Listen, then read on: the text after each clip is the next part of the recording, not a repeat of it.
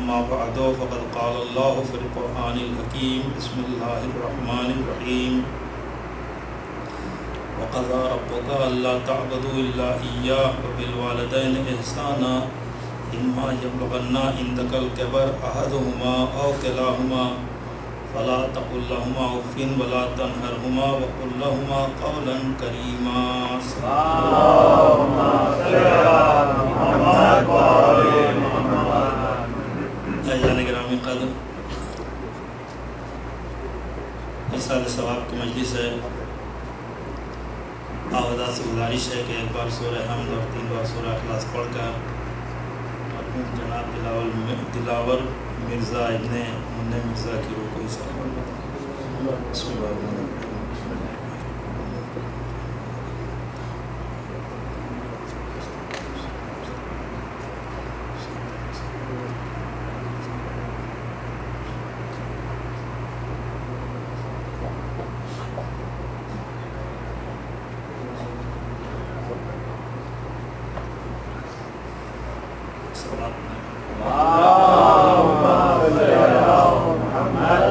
الرحمن الرحیم. قرآن کریم کا جانا پہچانا فقرہ ہے. مسلسل میں آپ کی خدمت میں اس آیہ کریمہ کو مناسبت کے اعتبار سے اس لیے پیش کرتا ہوں کہ مخصوص دور سے اس میں تذکرہ کیا گیا ہے والدین کی عظمت کا. تمہارے پروردگار کا یہ حکم ہے کہ کچھ لوگ ادھر آ جائیں تو زیادہ اچھا ہوگا، خالی ہے جگہ. میرے لیے یہ مشکل ہوتا ہے کہ ادھر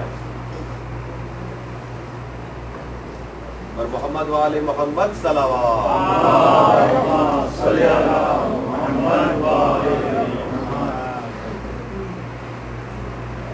تمہارے پروردگار کا یہ حکم ہے کہ اللہ کے علاوہ کسی اور کی عبادت نہ کرنا اور اپنے والدین کے ساتھ حسن سلوک کرنا. اور والدین کی عظمت کو پروردگار عالم نے بیان کیا ہے کہ اما یبلغن عندک الکبر، ان میں سے کوئی ایک بوڑھا ہو جائے او کلاہما یا دونوں بوڑھے ہو جائیں فلا تقل لہما اف ولا تنہرہما، ان کو اف نہ کرنا، ان کو جھڑکنا نہیں. وقل لہما قولا کریما، ہمیشہ ان سے اچھی اور ایسی باتیں کرنا کہ جس سے ان کی حوصلہ افزائی ہو، دل آزاری نہ ہو. اور کہتے کہتے پروردگار عالم یہ کہہ رہا ہے کہ جب ان کے سامنے جانا وَخْفِضْ لَهُمَا جَنَاحَ الذُّلِّ مِنَ الرَّحْمَةِ، تو اپنی ان دونوں شانوں کو جھکا کر ان کے سامنے جانا. قُلْ رَبِّ ارْحَمْهُمَا كَمَا رَبَّيَانِي صَغِيرًا، اور اے میرے پیغمبر آپ کہہ دیجئے کہ دعا اس طرح سے کریں کہ پالنے والے ان دونوں کے ساتھ ویسے ہی سلوک کرنا جیسے انہوں نے بچپن میں ہمارے ساتھ سلوک کیا تھا. عزیزان محترم، بہت سی باتیں ہیں جو گزارش کرنا چاہتا ہوں، اور وہ یہ ہے کہ ظاہر کہ یہ باتیں انسان کی سمجھ میں تب آئیں گی جب اسے پہچان لیا جائے کہ جس نے یہ حکم ہمیں دیا ہے. وقضى ربک، تمہارے پروردگار کا یہ حکم ہے. تو جب تک عظمت پروردگار ہمارے سامنے نہ آئے، عظمت والدین کیسے آئے گی؟ اور یہ اس کریم پروردگار کا احسان تھا کہ جہاں اس نے اپنا تذکرہ کیا وہیں پر اس نے والدین کا بھی ذکر کیا. تو آپ پہچانیں کہ اس کی شان کیا ہے اور اس کی عظمت کیا ہے.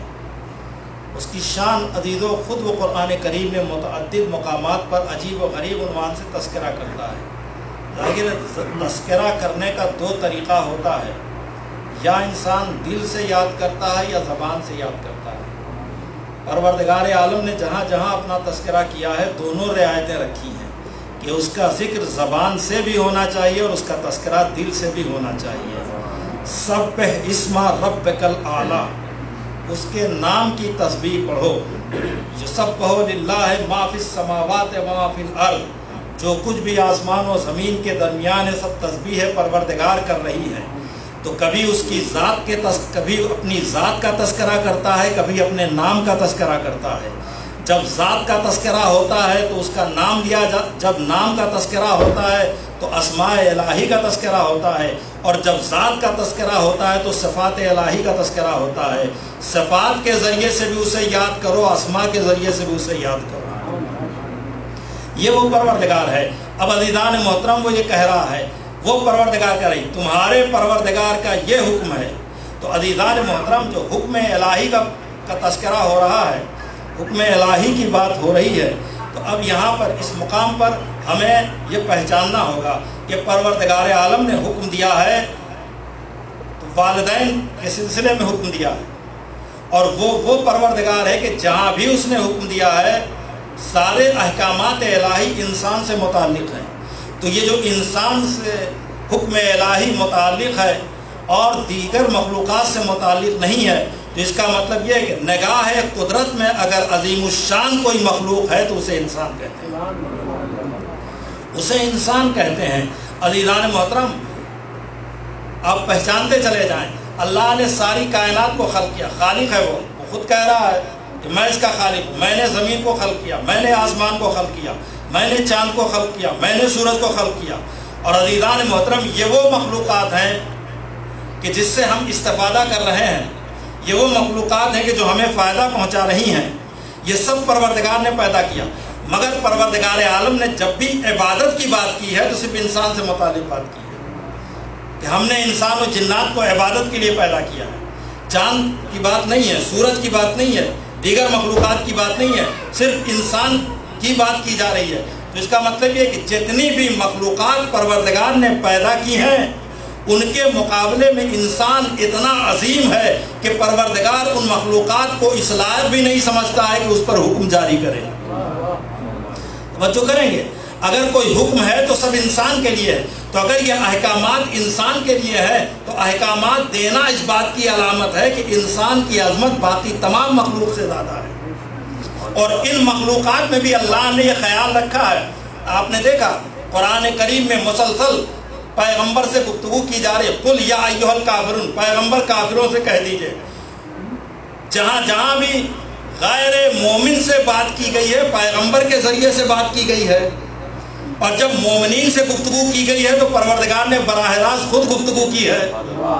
اس سے اندازہ ہوتا ہے کہ انسان بہترین مخلوق ہے. ان بہترین مخلوق میں بھی پروردگار نے یہ رعایت رکھی ہے کہ ان بہترین مخلوق میں جو صاحبان ایمان ہیں وہ تو اس لائق ہیں کہ ان سے گفتگو کی جائے، مگر ان کے علاوہ جتنے وہ اس لائق بھی نہیں ہیں کہ ان سے گفتگو کی جائے. تو یہ عظمت انسان. بار بار خدا نے قرآن کریم میں انسان کا تذکرہ کیا ہے. یا ایھا الانسان ما غرک بربک الکریم، اے انسان تو اپنے پروردگار کے سلسلے میں کس بات میں دھوکے میں پڑا ہے. الذی خلقک، اللہ نے تجھے پیدا کیا ہے. فسواک، تجھے نوک پلک سے درست کیا ہے. فعدلک، تیرے درمیان اس نے تعدیل قائم کیا ہے. فی ای صورت ما شاء رکبک، جس شکل و شباہت میں اس نے چاہا ہے تمہیں بنایا ہے. اور یہی نہیں بلکہ قرآن کریم میں کہتے کہتے اس مقام پر آتا ہے، اس لیے کہ انسان اپنے بارے میں سوچتا نہیں. جب تک انسان خود کو نہ پہچانے گا اپنے پروردگار کو نہیں پہچان سکتا، اور جب پروردگار کو نہیں پہچانے گا تو اللہ کے حکم پر کیسے عمل کرے گا. لہذا یہ باتیں اس لیے بتائی جا رہی ہیں کہ اپنے پروردگار کو پہچانو. پروردگار نے پیدا کیا. عزیزو، زمین کے بارے میں ساری دنیا اور دنیا کے سارے ذہین ترین انسان آج زمین کے بارے میں تحقیق کر رہے ہیں، مگر کیا پورا علم حاصل کر لیا؟ آسمان کے بارے میں ریسرچ ہو رہی ہے، کیا پورا علم حاصل کر لیا؟ یہ زمین دیکھ کر یا آسمان دیکھ کر حیرت ہوتی ہے کہ نہیں ہوتی ہے؟ تعجب ہوتا ہے کہ نہیں ہوتا؟ پروردگار نے کیسے پیدا کیا؟ مگر اسے کیا کیا جائے؟ وہ پروردگار کے جو زمین کا خالق ہے، وہ پروردگار کے جو آسمان کا خالق ہے، وہی پروردگار یہ کہہ رہا انتم اشد خلقا او السماء بنا، کیا تمہاری خلقت زیادہ مشکل ہے یا آسمان کی خلقت زیادہ مشکل ہے؟ پروردگار ایک سوال قائم کر رہا ہے.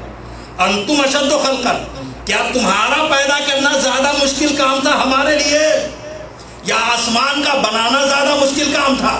یعنی وہ کہنا یہ چاہ رہا ہے کہ آسمان کا بنانا اتنا مشکل نہیں تھا جتنا بنانا تمہارا مشکل ہے. اس لیے کہ آسمان کو بنا کر ہم نے اپنا قصیدہ نہیں پڑھا ہے، مگر جب انسان کو بنایا تو فتبارک اللہ احسن الخالقین.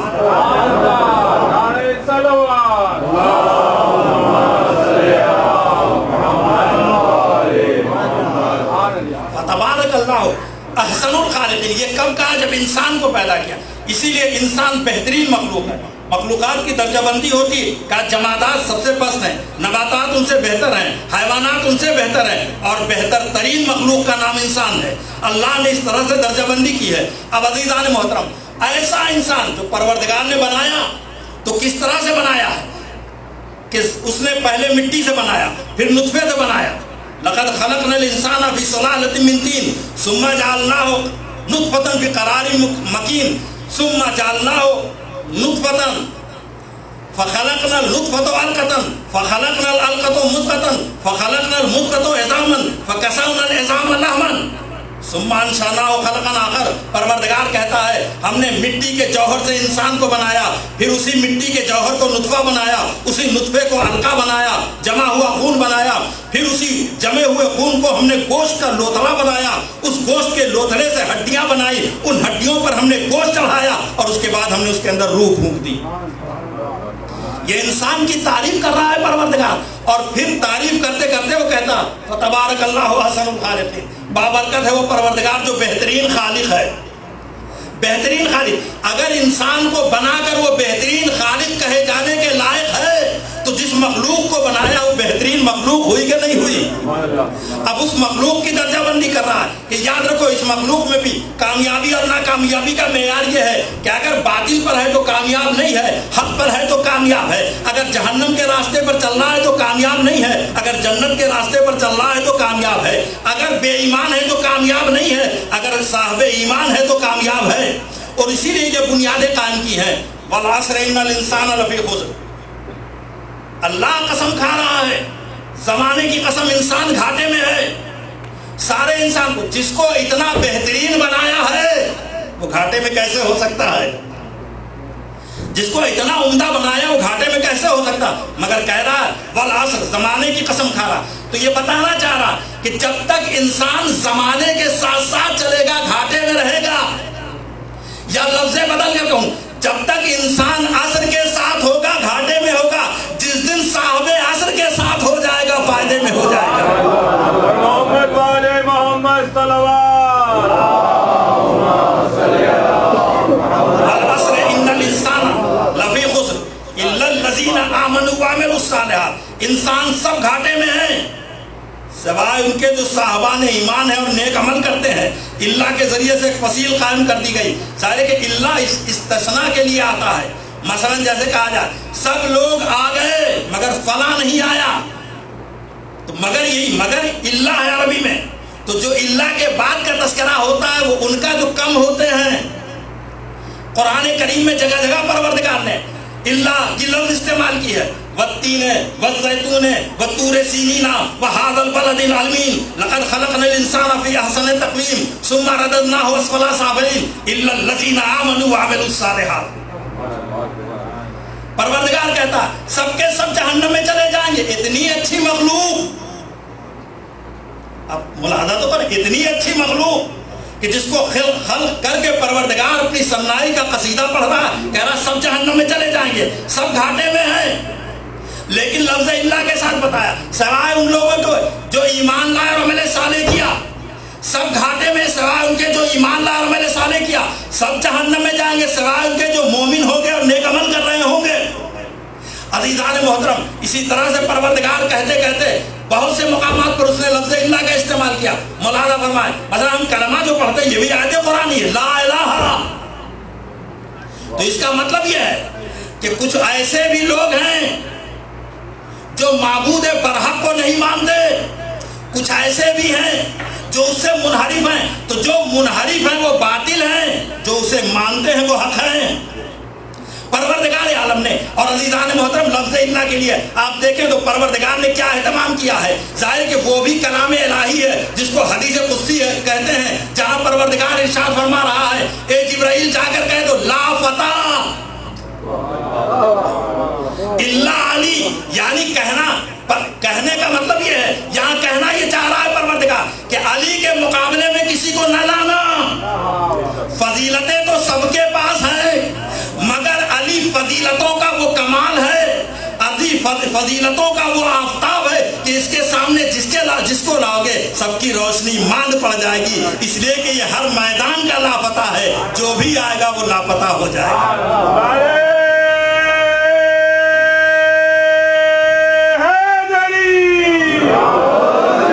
ایسے انسان کو پروردگار نے کبھی کہتا جہنم میں چلا جائے گا، کبھی کہتا ہے وہ نقصان میں چلا جائے گا، کبھی کہتا ہے وہ باطل ہے، اور کہتے کہتے پروردگار عالم یہ کہتا ہے۔ ان میں سے کچھ ایسے بھی لوگ ہیں جو مومن ہیں اور نیک عمل کرتے ہیں۔ تو اب عزیزان محترم پہچانے اس مقام پر آ کر جب ہم اپنے پروردگار کو پہچان لیں گے، جب پہچان لیں گے تو اب خسارے میں نہیں رہیں گے، اب صاحب ایمان کہلائیں گے۔ جب پہچان لیں گے تو ہم جہنم کے ساتھی نہیں کہلائیں گے، جنت کے راہی کہلائیں گے۔ جب پہچان لیں گے تو باطل پرستوں کے ساتھ نہ ہوں گے، حق پرستوں کے ساتھ ہوں گے۔ کہ جب یہ مقام سمجھ میں آ جائے تب اس بات کو سمجھنا کہ وہ پروردگار جس کا اتنا بلند مقام ہے وہ یہ کہہ رہا ہے کہ اللہ کے علاوہ کسی کی عبادت نہ کرنا اور اپنے والدین کے ساتھ احسان کرنا۔ اب آپ پہچانے سارے انسان گھاٹے میں ہیں، سارے انسان جہنم کی طرف جا رہے ہیں، سارے انسان باطل پر ہیں۔ عزیزان محترم یہ سارے انسان اس مقام پر ہیں۔ اب پروردگار کہہ رہا اگر تم باطل سے حق کی طرف آنا چاہتے ہو، جہنم سے جنت کی طرف آنا چاہتے ہو، تم نقصان سے فائدے کی طرف آنا چاہتے ہو تو یاد رکھو وبالوالدین احسانا، اس کا صرف ایک ہی راستہ ہے کہ والدین کے ساتھ اچھا سلوک کرو، حسن عمل کرو۔ تو اب عزیزو کتنا بلند ہو گیا انسان کا مرتبہ، ایک انسان کا مرتبہ کتنا بلند ہو گیا۔ پروردگار کہتا ہے انہیں اف نہ کرنا، انہیں جھلکنا نہیں، ان سے ہمیشہ اچھی بات کرنا، ان کے سامنے جانا تو اپنے شانے کو جھکا کر جانا، اور ہمیشہ ان کے حق میں دعائیں کرتے رہنا۔ کس کے لیے کہہ رہا ہے؟ اس کے لیے کہہ رہا ہے جو انسان کے وجود کے لیے تنہا ایک وسیلہ ہے، جو انسان کے وجود کے لیے تنہا ایک وسیلہ ہے، جو انسان کے تمام فائدے کے لیے وسیلہ بن جائے اس کا کیا مقام ہوگا۔ اس لیے عزیزان محترم اس لیے یہ بتایا جا رہا ہے کہ جب والدین کا یہ مقام ہے جو ایک وسیلہ ہے انسان کے وجود کا، تو آپ سوچیں جنہیں پروردگار نے وسیلہ بنا کر اس طرح سے اس کائنات میں بھیجا ہے کہ پروردگار نے خود انہیں وسیلہ بنایا ہے، خود انہیں وسیلہ بنایا۔ ورنہ عزیزو پروردگار چاہتا تو یہ دین بھیج دیتا اور ہم دین پر عمل کرتے رہتے۔ اگر وہ چاہتا تو ہماری ضرورتوں کو ہمارے پاس بھیج دیتا، ہم اسے استفادہ کرتے رہتے۔ ہمیں کھانے کی ضرورت نہیں تھی، ہاتھ پیر ہلانے کی ضرورت نہیں تھی، غذا ہمارے منہ میں آ جاتی۔ ہمیں لباس کی ضرورت نہیں تھی، لباس ہمارے جسم پر آ جاتا۔ ہمیں کچھ بھی کرنے کی ضرورت نہیں تھی، مگر غذا کی تلاش کرنا ہمارا کام ہے، لباس کا پہننا ہمارا کام ہے، حق کو تلاش کرنا ہمارا کام ہے۔ عزیزان محترم لہذا پروردگار نے کہا یاد رکھو وسیلہ تلاش کرو، وسیلہ تلاش کرو۔ تو عزیزان محترم ان کو پروردگار نے وسیلہ بنایا تو ان کا کمال یہ ہے کہ ان کو نور بنایا ہے، نور پر خلق کیا ہے اور بشر بنا کر بھیجا ہے، نور پہ خلق کیا ہے اور بشر بنا کر بھیجا ہے۔ تو اب نور کا ہم سے کیا سلسلہ، نور کا ہم سے کیا رابطہ؟ ہم تو جب ہی پہچانیں جب وہ پیکرے بشر میں آ جائے۔ تو عزیزو اللہ نے پھر نور بنا کر بشر کیوں بنایا؟ کہا نور کا سلسلہ وہ ہے جو پروردگار سے مل رہا ہے، بشر کا سلسلہ وہ ہے جو بندے سے مل رہا ہے۔ لہذا یہ آنے والی وہ مخلوق ہے جو وہاں سے لے گی اور یہاں پر دے گی، وہاں لینے میں غلطی نہ کرے، یہاں دینے میں غلطی نہ کرے۔ محمد والے محمد صلوات۔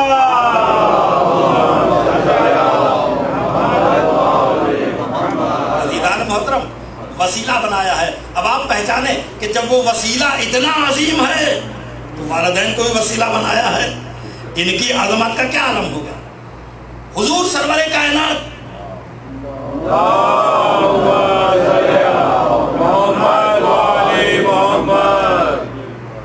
مسجد النبی میں منبر پر تشریف فرما ہے، گفتگو کرتے کرتے خاموش ہو گئے، اور ایک بار آپ کہتے ہیں آمین آمین آمین، اور جب منبر سے نیچے اترے کسی صحابی نے کہا یا رسول اللہ آمین کیوں کہہ رہے تھے؟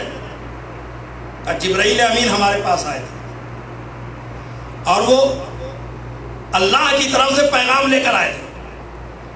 اے میرے پیغمبر، اگر آپ کا اور آپ کی آل کا تذکرہ ہو اور اس تذکرے پر کوئی درود آپ پر نہ بھیجے تو وہ قربت الہی سے دور ہو گیا. توجہ کریں گے آپ، وہ قربت الہی سے دور ہو گیا. تو میں نے کہا آمین. پھر پیغمبر نے فرمایا، جبرائیل نے دوسری بات کہی کہ ماہ مبارک رمضان میں جو اپنی گناہوں کو معاف نہ کرائے وہ اللہ کی قربت سے دور ہو گیا. میں نے کہا آمین. اور تیسری بات یہ کہ جس کے والدین موجود ہوں، والدین کی موجودگی میں اگر وہ اپنے گناہوں کو معاف نہ کرا لے تو وہ بھی قربت خدا سے دور ہو گیا. میں نے کہا آمین. یہ ہم اور آپ نہیں کہہ رہے، پیغمبر کہہ رہے ہیں. تو آپ پہچانے عزیزان محترم، والدین کا وجود بچوں کی گناہوں کی مغفرت کی دلیل ہوتا ہے. تو یہ عظیم سرمایہ ہے کہ نہیں ہے؟ یہ عظیم سلسلہ ہمارے پاس عظیم دولت ہے کہ نہیں ہے؟ اب آپ پہچانے یہ دولت اگر چھن جائے تو افسوس ہوگا کہ نہیں ہوگا؟ افسوس کس چیز پر ہوتا ہے؟ قیمتی چیز کے چھن جانے سے، جس کو نعمت کہا جاتا ہے. معمولی چیزیں اگر غائب ہو جائیں کہتے کوئی بات نہیں. اگر کسی کے 5 پیسے 10 پیسے غائب ہو جائے تو اسے تلاش بھی نہیں کرے گا. لیکن اگر کسی کے پاس کسی کا 50,000 کا 1 لاکھ کا چیک غائب ہو جائے تو تلاش کرے گا کہ نہیں کرے گا؟ دونوں میں کیا فرق ہے؟ کہ وہ معمولی شے تھی، اس کی ضرورت نہیں تھی، غائب ہو گئی تو ہو جائے. مگر یہ قیمتی شے ہے، اگر یہ غائب ہو جائے گی تو ہم پریشان ہو جائیں گے. اب عزیزوں پہچانے کہ جو اپنے بچوں کے لیے گناہوں کے دھلنے کا موجب بنتے ہیں، اگر وہ نعمت ہم سے چھین لی جائے یہ دکھ کا سبب ہے کہ نہیں؟ یہ غم کا مقام ہے کہ نہیں؟ یہ افسوس کا مقام ہے کہ نہیں؟ میں اپنے برادر جناب عباس مرزا صاحب سے کہنا چاہتا ہوں کہ بڑی باکامیاب زندگی آپ کے والد نے گزاری. جیسا کہ مجھے بتایا گیا شاعر بھی تھے، بہترین، ابھی آپ نے کلام بھی سماعت فرمایا، اور بہترین کلام پڑھتے بھی تھے، بڑے اچھے مصور بھی تھے. ابھی ان کے گھر میں نے دیکھا کہ بڑی اچھی پینٹنگ لگی تھی، جناب دانیال یا جناب داؤد کی تھی. اور اس طرح سے نہ جانے کتنے کارہائے نمایاں انہوں نے انجام دیے. یہ تو وہ کمال ان کے اندر تھا کہ جو معاشرے کے لیے مفید تھا، اور جس کی بنیاد پر وہ انجمنیں کہ جس کی میں وہ کام کرتے تھے، جس کی بنیاد انہوں نے ڈالی تھی. یہ کوئی نئی انجمن نہیں تھی ظفر الایمان، جس کا سلسلہ لکھنؤ سے لے کر کراچی تک چلا آتا ہے. اب آپ پہچانے کہ اس کی بنیاد وہاں پہ ڈالی تو یہ سارے اسباب تھے. تو اب آپ پہچانے کہ ایسا عزم مضطرب انسان جب اس دنیا سے جائے تو معاشرے کے لیے جتنی افسوس کی بات ہے، بچوں کے لیے اس سے کہیں زیادہ افسوس کی بات ہوگی کہ نہیں ہوگی؟ مگر میں کہنا چاہتا ہوں کہ یہ دستور دنیا ہے اور یہ قانون الہی ہے. مر جانا یہ کوئی بری بات نہیں ہے، یہ نعمت ہے. قرآن کہتا ہے کل من علیہا فان، سب فنا ہو جائیں گے. کل من علیہا فان ویبقی وجہ ربک ذو الجلال والاکرام. اگر باقی رہنے والی ذات ہے تو ذات ذو الجلال والاکرام ہے. اور پھر پروردگار کہتا فبأی آلاء ربکما تکذبان، اپنے پروردگار کی کن کن نعمتوں کا تم انکار کرو گے؟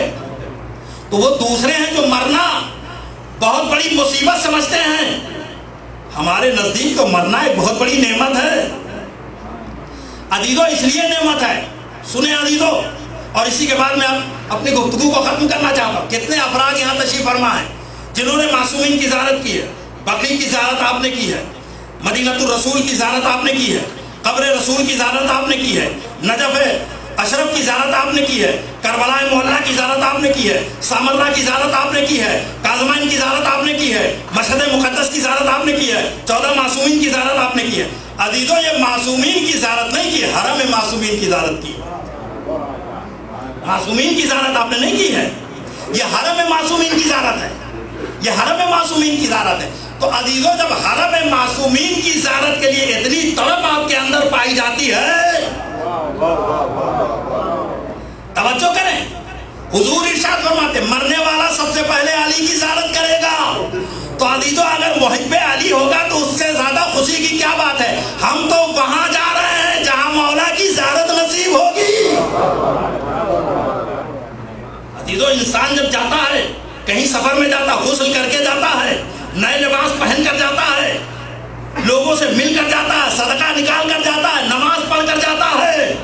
آپ نے دیکھا کس شان سے ہمارا جانے والا جا رہا ہے. اس کا غسل بھی کیا گیا, اسے نئے لباس بھی پہنائے گئے, اس کی نماز بھی پڑھائی گئی, اسے تلقین بھی کی گئی, اس کا صدقہ بھی نکالا گیا. عزیزو یہ مرا نہیں ہے, یہ تو اس سے ملنے کے لیے جا رہا جو اس کی ہمیشہ کی تمنا تھی. یہ تمنا پوری ہو رہی ہے. اس لیے حضور نے فرمایا من مات علی حب آل محمد فمات شہیدا. اس شہادت کی موت مرا ہے, شہید مرتا نہیں ہے. ولا تحسبن الذين قتلوا فی سبیل اللہ امواتا بل احیاء عند ربهم یرزقون. ان کو مردہ نہ سمجھنا, انہوں نے تو حیات جاوید پا لی ہے, رزق الہی پا رہے ہیں. رزق مردوں کو نہیں دیا جاتا, زندوں کو دیا جاتا ہے. جو اپنے مردوں کو مردہ سمجھتے ہیں وہ اس سے الگ ہے, مگر جو اپنے مردوں کے لیے کارہائے خیر انجام دیتے ہیں وہ مردہ سمجھ کر نہیں بلکہ زندہ سمجھ کر دیتے ہیں.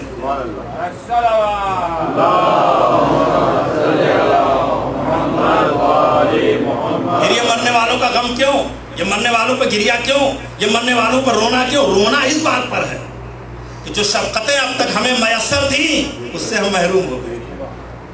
جو ساتھ ہمارا تھا وہ چھوٹ گیا. جو رشتے ہمارے تھے, دنیاوی رشتے جو تھے وہ دنیا میں ٹوٹ گئے. رونا اس بات پر ہے. لیکن کیا کہنا اس کریم پروردگار کا کہ اس نے وہ اسباب بھی مہیا فرمائے ہیں کہ اگر انسان غم سے نڈھال ہو جائے تو اس سے وابستہ ہو جائے جو اسباب ہم نے کیے. میں کہنا چاہتا ہوں میرے عزیز, آپ کے والد کا انتقال ہوا, ہم سب آپ کے غم میں شریک ہیں. اور آپ کے کنبے والے, قبیلے والے, اتنا بڑا آپ کا خاندان ہے ماشاءاللہ, سارے اعزاء آپ کے یہاں موجود ہیں. سب نے آپ کو گلے سے لگا کر تعزیت پیش کی ہوگی. آپ کے دل کو سکون آ گیا ہوگا. یہ البتہ بڑے دکھ کی بات ہے کہ یہ جو میلوں کا فاصلہ درمیان میں حائل ہو گیا, اس نے ضرور اتنی دیر کے لیے مجبور کیا کہ غسل میں شریک نہ ہو سکے, کفن میں شریک نہ ہو سکے, چہرے کو نہ دیکھ سکے, تشییع جنازہ میں شریک نہ ہو سکے, قبر میں نہ لٹا سکے. مگر اتنا اطمینان تو ہے کہ جو وہاں تھے بڑی محبت سے غسل دیا ہوگا, بڑے اچھے انداز سے کفن پہنایا ہوگا, جنازے میں لاکھوں لوگوں نے شرکت کی ہوگی, بڑی شان کے ساتھ سپرد قبر کیا ہوگا امانت الہی کو. عزیزو سکون تو تب آ جاتا ہے جب ہم اس کی طرف دیکھتے ہیں کہ ایک جوان بیٹا ہے, ہاتھوں میں ہتھکڑیاں ہیں, پیروں میں بیڑیاں ہیں, گلے میں خاردار توق ہے, گنج شہیدہ کی طرف نظر پڑتی ہے, چہرے کا رنگ متغیر ہوتا ہے, پھوپھی بڑھ کر سینے سے لگاتی ہے, اے میرے لال یہ چہرے کا رنگ کیوں متغیر ہے؟ اے پھوپھی اماں ذرا دیکھیے تو یزید کے لشکر والے اپنے کشتہائے نجس کو دفن کر رہے ہیں, مگر ہائے میرے بابا کے چاہنے والے, اور میرے بابا کا لاشا ریگزارے گھر پہ پڑا ہے, کوئی دفن کرنے والا نہیں, کوئی کفن پہنانے والا نہیں. بیٹا موجود ہے مگر ہاتھوں میں ہتھکڑیاں ہیں, پیروں میں بیڑیاں ہیں, گلے میں خاردار توق ہے.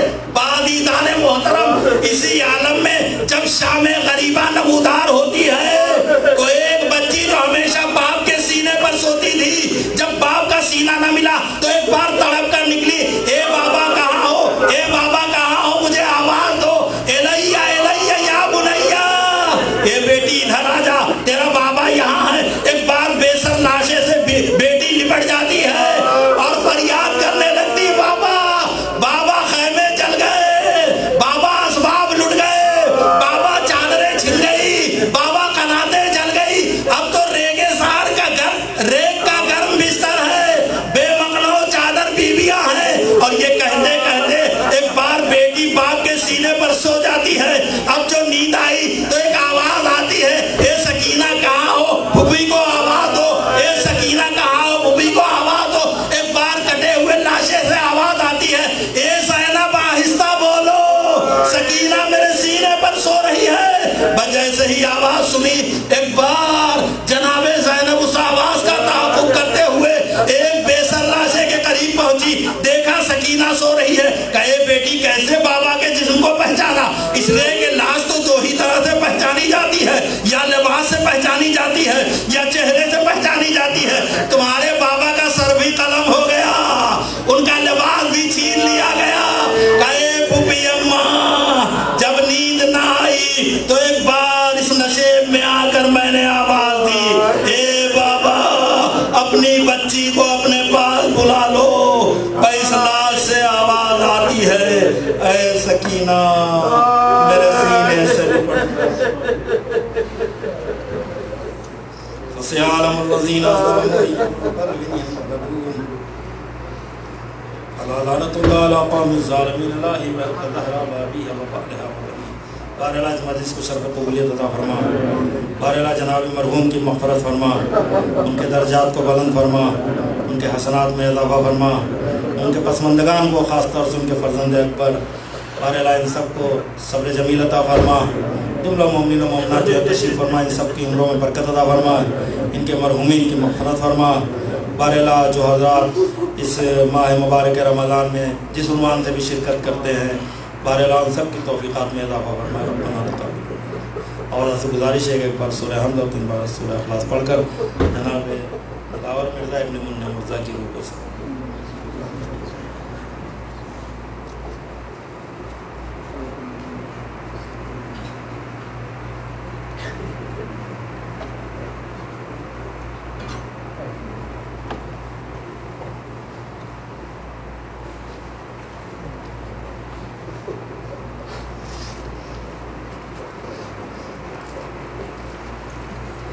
السلام علیکم رسول اللہ، السلام علیکم المؤمنین والرحمن والمتقین علی ولی اللہ، السلام علیکم یا فاطمۃ الزہراء سیدۃ النساء العالمین، السلام علیکم حسن المصطفیٰ۔